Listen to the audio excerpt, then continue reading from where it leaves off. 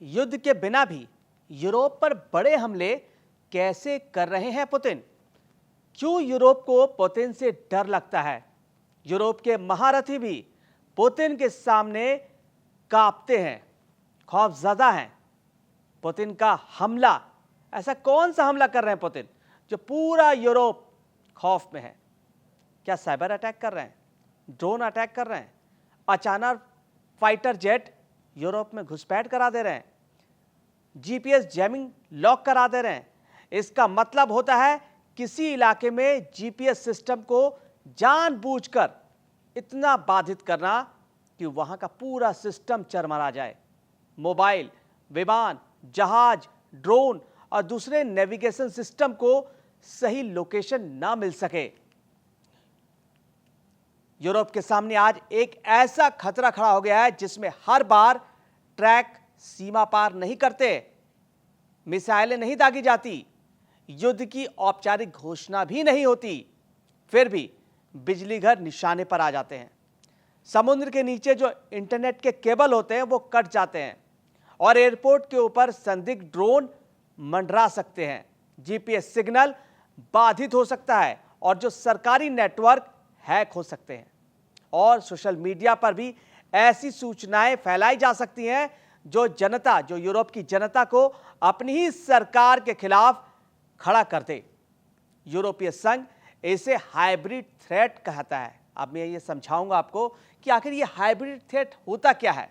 NATO भी कह रहा है कि ये हाइब्रिड वॉरफेयर के व्यापक खतरे के रूप में देखा जा रहा है, ऐसा नाटो भी कह रहा है। हाइब्रिड थ्रेट का मतलब होता है युद्ध किए बिना भी दुश्मन को नुकसान पहुंचाने और दबाव में लाने की रणनीति। आपको युद्ध नहीं लड़ना, उसके बावजूद पूरा जो 30 से 32 कंट्री है ना यूरोप के, वो खतरे में है। और नाटो के मुताबिक रूस यूरोप की सुरक्षा के लिए सबसे महत्वपूर्ण और प्रत्यक्ष खतरा है। उस पर क्रिटिकल इंफ्रास्ट्रक्चर, सैबोटेज, हिंसक गतिविधियां, साइबर अटैक, इलेक्ट्रॉनिक इंटरफेरेंस और राजनीतिक प्रभाव जैसे हाइब्रिड एक्शन का आरोप है। यानी आज सवाल यह नहीं है कि क्या रूस यूरोप से युद्ध कर रहा है। क्या बड़ा सवाल यह है कि क्या रूस यूरोप के साथ ऐसा युद्ध लड़ रहा है जिसे युद्ध कहना मुश्किल है। हाइब्रिड वॉरफेयर कहते हैं इसको। आखिर है क्या ये? साधारण भाषा में समझने की कोशिश करेंगे इस पूरे एक्सप्लेनर में। जैसे कि ट्रेडिशनल वॉर जो होते हैं, जो टैंक से लड़े जाते हैं, मिसाइल अटैक होता है, सैनिक लड़ते हैं बॉर्डर पर, एयर स्ट्राइक होता है, यही सुना है आपने। लेकिन अब नया दौर है युद्ध का, हाइब्रिड वॉर, जो आज के दौर का युद्ध है। इसमें होता है साइबर अटैक, सैबोटेज करना वहां के सिस्टम को, ड्रोन से अटैक करना, डिस इंफॉर्मेशन फैला देना, ये पूरे तरह से इंफॉर्मेशन फैला देना कि बड़ा हमला होने वाला है, और इकोनॉमिक जो अर्थव्यवस्था को प्रेशर में ले आना, पॉलिटिकल इन्फ्लुएंस कर देना, मिलिट्री को खतरा पहुंचाना। इसका मकसद हमेशा जमीन पर कब्जा करना नहीं होता। कई बार मकसद होता है दुश्मन की इंफ्रास्ट्रक्चर को कमजोर करना, जनता में डर पैदा करना, सरकारों को दबाव बनाना और चुनाव और लोकतांत्रिक संस्थाओं में अविश्वास पैदा करना, नाटो देशों के बीच मतभेद बढ़ाना, यूक्रेन के लिए यूरोपीय समर्थन को कमजोर करना। यूरोप रक्षा पर ज्यादा पैसा खर्च कर रहा है, मजबूर है वो करने के लिए।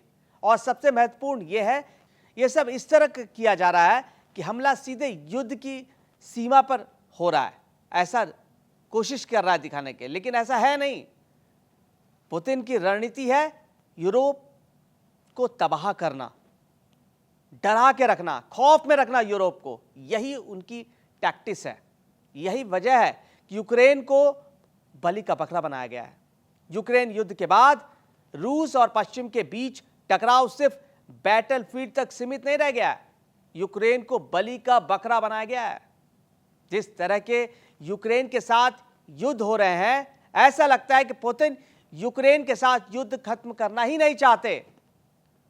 पूरे यूरोप, मतलब जो 32 देश हैं, वो खौफ में रखना चाहते हैं पुतिन। यही वजह है कि यूरोपीय संघ जो है वो खौफ में है। वो लगातार कह रहा है कि पुतिन की जो टैक्टिस है ना, वो है हाइब्रिड वॉरफेयर। यूरोप यूक्रेन को हथियार इसलिए दे रहा है, पैसे दे रहा है, इंटेलिजेंस सपोर्ट दे रहा है, उनके सैनिकों को ट्रेनिंग दे रहा है, राजनीतिक समर्थन मिल रहा है। यही वजह है यूरोप पूरा समर्थन कर रहा है युद्ध में। इसलिए मॉस्को की नजर में यूरोप सिर्फ दर्शक नहीं है, यूरोप बैटलफील्ड है, एक ऐसा अदृश्य बैटलफील्ड जिसमें यूरोप की तबाही तय है। यूरोप यूक्रेन की युद्ध क्षमता और पश्चिमी प्रतिबंधों की रीढ़ की हड्डी है। इसलिए यूरोपीय संस्थाओं का आकलन है कि रूस की हाइब्रिड गतिविधियों का एक उद्देश्य यूरोपीय देशों की रेजिलियंस को कमजोर करना है। रेजिलियंस को कमजोर करने का मतलब समझते हैं आप? इसका मतलब है अगर किसी शहर की बिजली व्यवस्था पर साइबर अटैक हो जाता है, बिजली पूरी तरह से लंबे वक्त के लिए बंद हो जाए, तो ये रेजिलियंस काम करना शुरू करता है, फौरन बैकअप सिस्टम चालू हो जाता है और कुछ ही घंटे में व्यवस्था सामान्य हो जाती है। इसी कहते हैं स्ट्रॉन्ग रेजिलियंस, इसी को कहते हैं। और इसी पर हमला करते हैं पुतिन। हाइब्रिड वॉर का पहला हथियार होता है जो साइबर अटैक।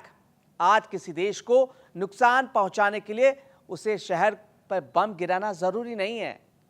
उसके power grid, bank system, government networks, railway network, airport, telecom system को ध्वस्त कर दो, डिजिटल तरीके से निशाना बनाओ उसको। जुलाई 2026 में यूरोपीय संघ ने रूस के साइबर इकोसिस्टम को लेकर यह बात कही कि इंटेलिजेंस लिंक्ड गतिविधियों ने कई यूरोपीय देशों के सरकारी नेटवर्क्स, क्रिटिकल इंफ्रास्ट्रक्चर को निशाना बनाया है। यूरोपीय संघ ने France, Germany, Poland, Cyprus, Netherlands, Austria, Romania, Finland जैसे देशों के बारे में दुनिया को यह बताया है। यूरोपीय संघ ने जुलाई 2026 में साइबर अटैक से जुड़े 9 व्यक्तियों और 4 एंटिटीज पर सैंक्शन भी लगाए। इनमें क्रिटिकल इंफ्रास्ट्रक्चर और एसेंशियल सर्विसेज को टारगेट करने का आरोप था, यह उल्लेख किया गया था। और इसका खतरा क्या है? कल्पना कीजिए, सुबह अचानक आप उठते हैं, बैंकिंग सिस्टम धीमा हो जाता है आपका, मोबाइल नेटवर्क प्रभावित हो जाता है, रेलवे का जो डिजिटल कंट्रोल है वो बाधित हो जाता है, हवाई अड्डे का सिस्टम बंद हो जाता है, सरकारी वेबसाइट ऑफलाइन हो जाती है। पूरा सिस्टम जो है आपका, जो इकोसिस्टम है आपका अर्थव्यवस्था का, उसको चौपट कर दिया जाता है। एक भी मिसाइल नहीं चली, लेकिन देश में क्योस पैदा हो सकता है। यही कर रहे हैं पुतिन। दूसरा हथियार है क्रिटिकल इंफ्रास्ट्रक्चर पर हमला। यूरोप की सबसे बड़ी कमजोरी सिर्फ उसकी सेनाएं नहीं है, बल्कि उसका इंफ्रास्ट्रक्चर भी है। समुद्र के नीचे internet cables, communication cables, electricity connection pipelines बिछी हुई हैं। इनमें से किसी एक में गंभीर नुकसान हो जाए तो सिर्फ एक देश का नहीं, इंटरनेट पर पूरी अर्थव्यवस्था चल रही है आज के देश में, आज के दौर में कई देशों पर इसका असर पड़ सकता है। और यह हो रहा है। 2025 के अध्ययन में पता चला था कि यूरोप में सस्पेक्टेड और confirmed Russian linked sabotage operation का जानकर डाटाबेस तैयार किया गया और यह पाया गया कि critical infrastructure, military sites, energy grids, communication और ये जो समुद्र के नीचे जो केबल्स बिछे हैं उसको बाधित करने की कोशिश की गई और इस पर चिंता भी व्यक्त किया। रिपोर्ट के अनुसार रूस की सैबोटेज स्ट्रेटेजी का उद्देश्य यूरोपीय सरकारों को डिस्टेबलाइज करना था, यूक्रेन के समर्थन की राजनीतिक लागत बढ़ाना था। और जो तीसरा हथियार है वह समुद्र के नीचे का अदृश्य युद्ध। यह सबसे खतरनाक लेकिन कम दिखने वाला फ्रंट है। समस्या यह है कि समुद्र के नीचे कौन क्या कर रहा है, इसे हर समय देखना बहुत मुश्किल है। इसलिए सस्पेक्टेड केबल डैमेज या सस्पिशियस वेसल्स यूरोपीय सुरक्षा एजेंसियों के लिए चिंता का विषय बने हुए हैं। रूस के सो कॉल्ड शैडो फ्लीट और मैरीटाइम इंफ्रास्ट्रक्चर के बीच संबंधों को लेकर भी चिंता जताई गई है। लेकिन यहां एक महत्वपूर्ण सावधानी बरतनी बहुत जरूरी है। हर केबल को डैमेज, रसिया सैबोटेज करना यह सही भी नहीं होगा। कई घटनाएं ऐसी भी आई जो दुर्घटना से होती है, तकनीकी खराबी से होती है, कई अन्य कारण भी हो सकते हैं। लेकिन फिर भी जो हाइब्रिड वॉर की जो सबसे बड़ी चुनौती है, यानी हमला हुआ तो हुआ, लेकिन हमला किसने किया ये पता नहीं चलता। मतलब किसने हमला किया ये पता नहीं चलता है। चौथा हथियार होता है जीपीएस जैमिंग।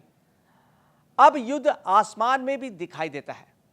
जीपीएस और सैटेलाइट नेविगेशन आधुनिक यूरोप के लिए बेहद महत्वपूर्ण है। एयरक्राफ्ट हो, शिप हो, ट्रेन हो, मिलिट्री सिस्टम हो, इमरजेंसी सिस्टम हो, इसमें नेविगेशन सिस्टम की बहुत बड़ी भूमिका है।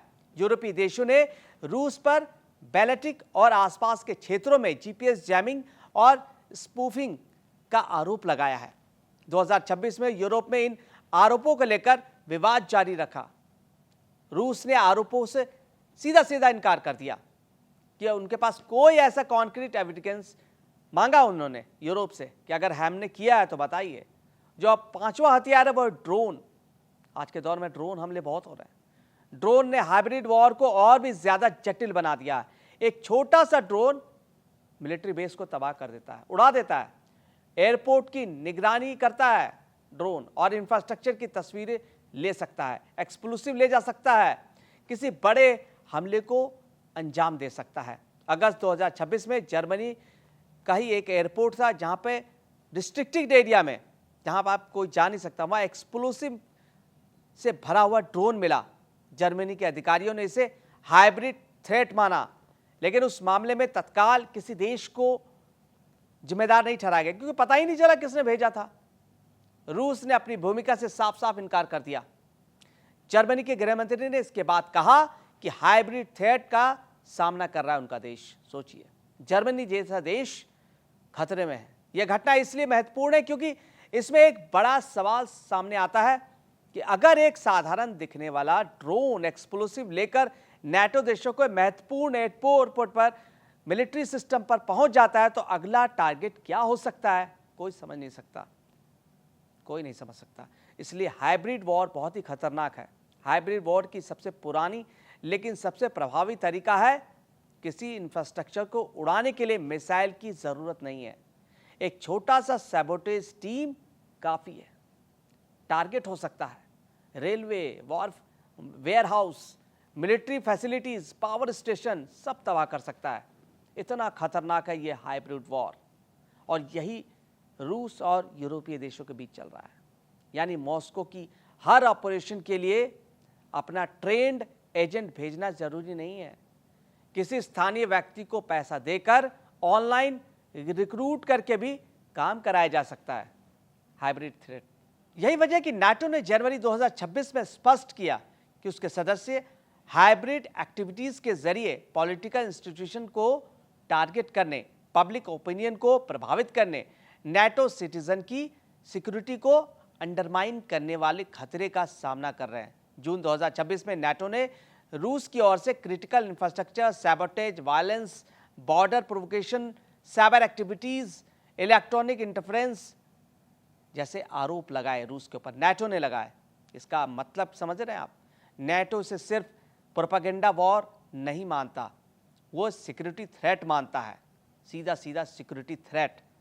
इसलिए आज का जो दौर है वो हाइब्रिड वॉरफेयर का दौर है। आपके यहाँ मिसाइल नहीं गिरेगी, लेकिन आपके पूरा सिस्टम को तबाह कर सकता है।